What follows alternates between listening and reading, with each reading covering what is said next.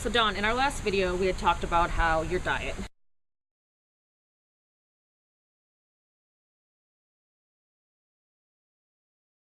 and like refined sugars and eating things such as starches and white breads like really affect your stress levels. So it's crazy for me to think that what I eat, eating white bread, is going to affect like hair loss or it's going to give me night sweats. Like you never equate those two things. Can you further explain that? Yeah. You know, when we talked in the beginning, I said that what's happening is we have this singular cause, this big picture cause, and then from that, all these different symptoms arise. What medical profession does is they feast on all these different symptoms, and they can treat it with, you can develop different drugs for each different symptom. So it ends up, we lose sight of the fact that there's a single cause.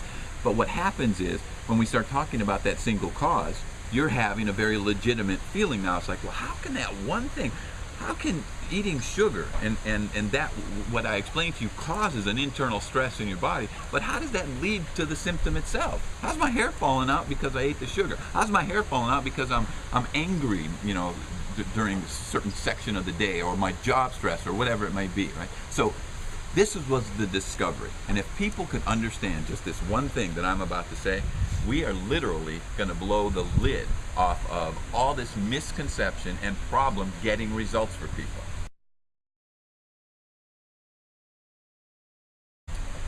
Think of it like this. Remember I said the first thing that you have to solve is this problem of spiking these big hormones. Now think about what spiking a big hormone means. It means an elevation, a rise, right? Too much. What kind of drug are you going to give somebody for too much of something? The only way to correct that is to not allow that to happen. You have to remove the cause of that problem so that that doesn't occur. So that's the first step. But now here's what I didn't say, which is really the thing that solves this problem and helps everybody to understand this. When you have a symptom like a hot flash, a night sweat, hair loss, low sex drive, sleep problems, all the things that are associated with and it doesn't matter what age we're talking about. It can be a young woman in her teens if she's having stubborn weight gain and PMS, or a lady who's 75 who's just suffering from the effects of low estrogen levels over a long period of time. It doesn't make any difference because the same thing is happening, and here's what it is. Elevate and raise and spike those big hormones. Remember what I said? It sends a message to your brain, and your brain automatically goes, my survival is being threatened. When survival is being threatened, all else stops and everything focuses on eliminating that threat in that moment. Make sense so far? Now, when that occurs, in order for your body to make enough of these big hormones, insulin, adrenaline, and cortisol, in particular those stress hormones, what it will do is it will literally steal, it hijacks, it takes the other hormones that you as a woman need.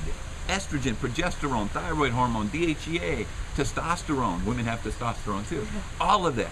It steals it so that you can stop this survival first problem. Okay.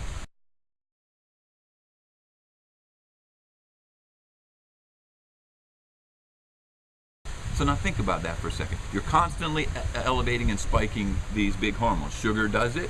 So does mental, emotional, degenerative forms of stress. Those are the two big dominant burdens. You keep doing that over and over, you set up a situation where your body has to sacrifice its other hormones in order to do it. So we're always wondering when you go to the doctor and takes blood out and he looks and says, oh, you're low in hormones. Cassie, where did they go? What do you mean low? Where did they just fly out of your bloodstream into the ether? What happened to them? So the way in which they become low is the big discovery. They become low because you're overstimulating and causing this big form of stress, and then your body's compensating by stealing your other hormones. And while this process goes on year after year after year, gradually the resources that you have in the background, your thyroid hormone, testosterone, estrogen, progesterone, they're gradually depleted to keep feeding this stress monster.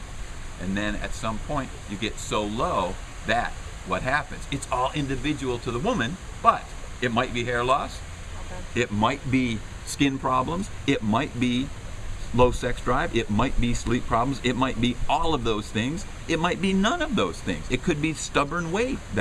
So do you see how one central cause, when you know what that cause is, Now you've got a paradigm, a way to look at the entire problem, and you can say, if I fix this, all these downstream consequences, they don't stand a chance. They have to go away.